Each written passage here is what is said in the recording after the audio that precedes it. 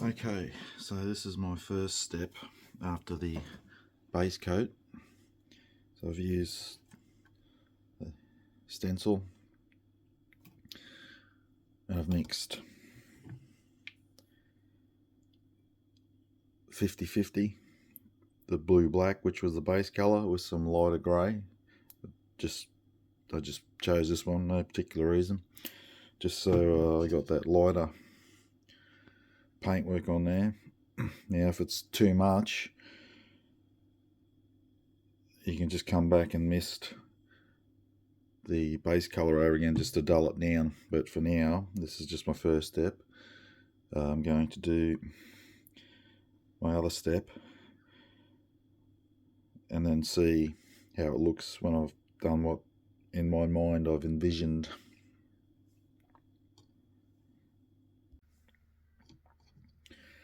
Alright, you can see I've added some blue on there and some black randomly.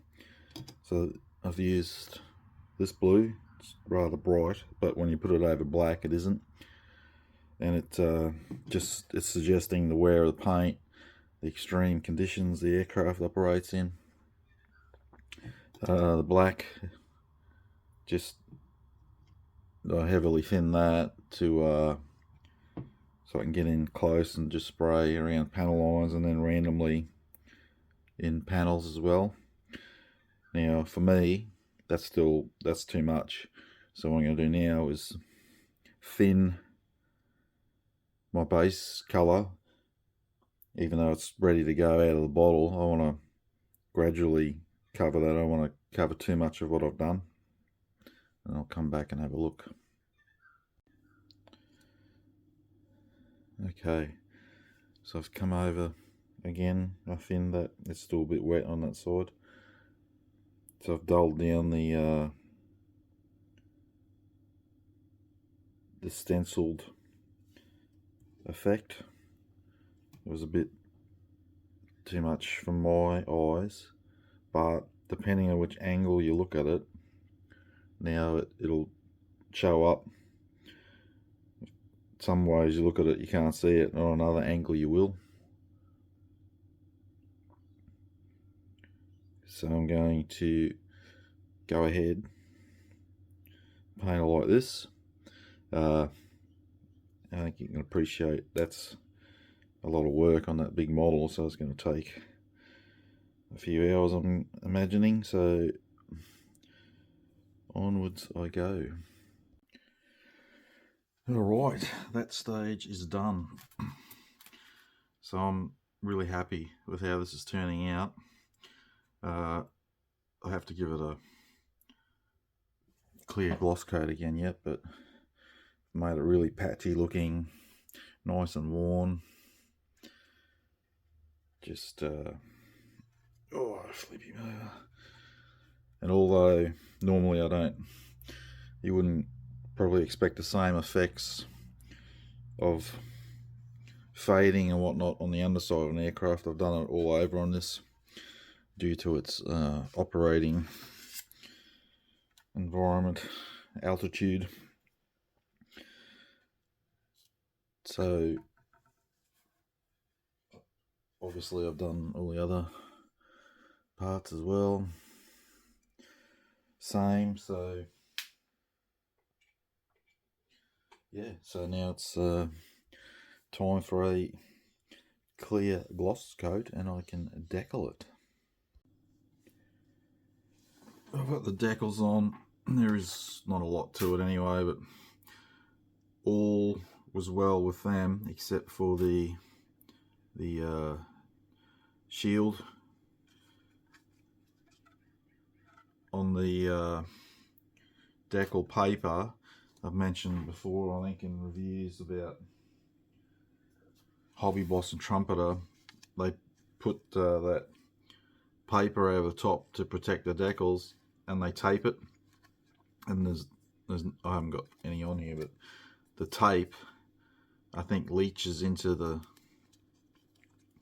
decal sheet and the decals become, there it is a bit there, the decals become extremely hard to lift, and that's what the two I had on the tail, they're different to them ones, but that same shape. Oh, I think I damaged one a little bit, ripped it, but just couldn't get it off. No matter how long I soaked it, ended up I had to get some areas lifted, and I just got a brush, paintbrush, and just got it underneath and just worked it backwards and forwards until I lifted it off. But one I got off pretty easy, but the other one was extremely difficult. And yeah, I think I might have did a bit of damage. I think it was this one. It sat down alright, so you can't see where it was damaged, but yeah, I don't know why. Must be something that the stickiness of the tape leaches in or something, because I've had troubles with that heaps of times over the years. So they're on. I've painted up all the antenna. I've just kept them the base colour, so blue black. I would imagine that they kept clean on the aircraft. That's the business part of the aircraft, so I imagine they keep it, those sorts of things clean. So what underneath there was only, which I find odd, no step underneath. I don't know if they really have them on the underside of an aircraft or not, and how you're going to step on it. So I give them a bit more time to dry, and I'll give them a gloss clear coat again. I've gone over a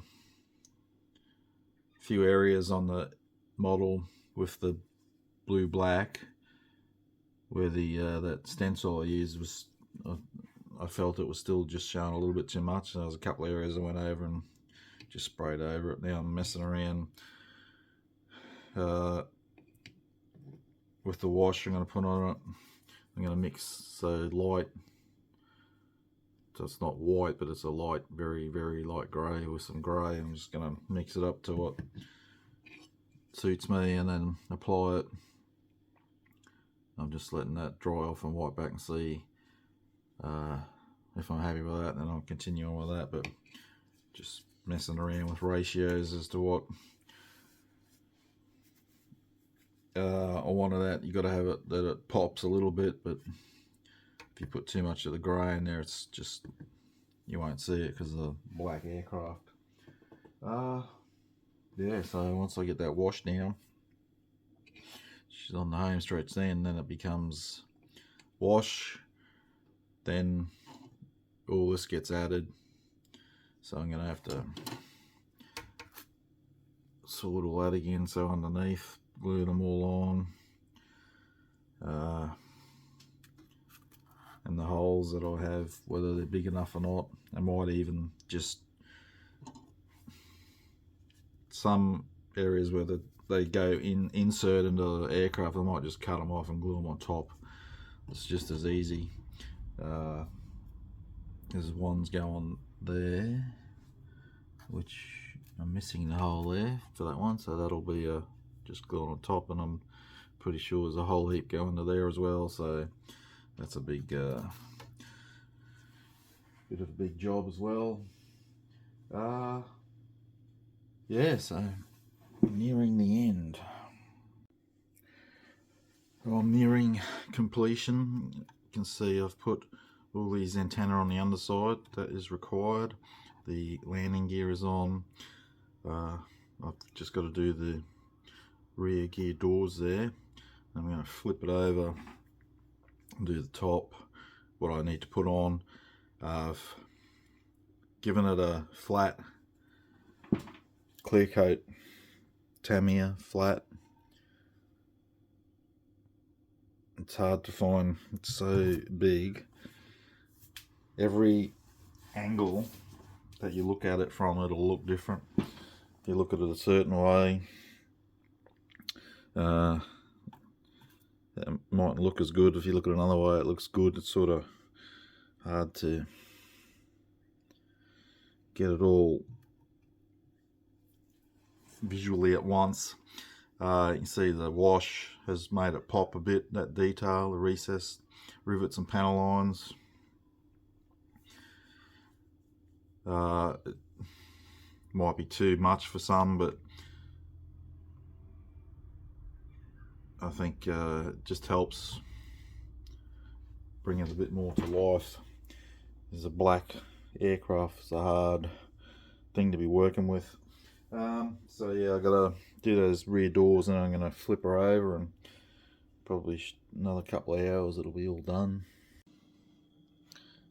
And alright, that's it. I can barely fit this in my photo area, as you can see. You can see the posts of my lights and that. It's bloody gigantic. I'm pretty happy with how it turned out. Happy with how I tackled the black paintwork on it. It's the first time I've really seriously had to go at a black scheme. Years and years ago when I first got back into modelling, I did a couple SR71 or something else, but it wasn't. Back then I just probably would have did it NATO black and not much else, so I've put a bit extra effort into this one. Get down there, you can see all the antenna hanging off it. The outrigger wheels are on.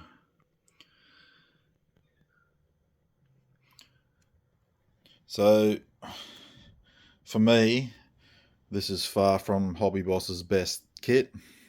I had some issues with it. Again, some of them were probably myself, but it's still not their best kit for me anyway. From my experience, I've built a heck of a lot of Trumpeter and Hobby Boss kits, so but it's 148 U-2, and your other options are the Tallery, which I've not built, so I can't comment on, and AFV Club do U-2s, but I'm not sure if they do this particular variant. I've built one of their kits, and it was the early U-2, and it was a bare metal finish scheme, and it's a heck of a lot smaller on this one, so I'm guessing it was like one of the first model U-2s that they did. But since then they've released several more, so I'm not sure. Like I said, they might have done this one as well. And from memory, that was a pretty good kit too. It was probably similar build to this one, so I'm not going to say it's better or worse, probably similar. But despite its awkwardness, it is impressive in 148. Like, it's a great looking aircraft. And it's a survivor of time, and it's like they first started using it, in the 60s. And although it's been upgraded and whatnot, it's still doing the job. Like I mentioned, it depends how you look at this thing as to what you're seeing on the paintwork. You look at it one way, you can see all the blue and the splotches, the splatter template I use will show out more so in certain angles than as to other angles. You won't see it, so it's because of the size too, I guess, makes it difficult.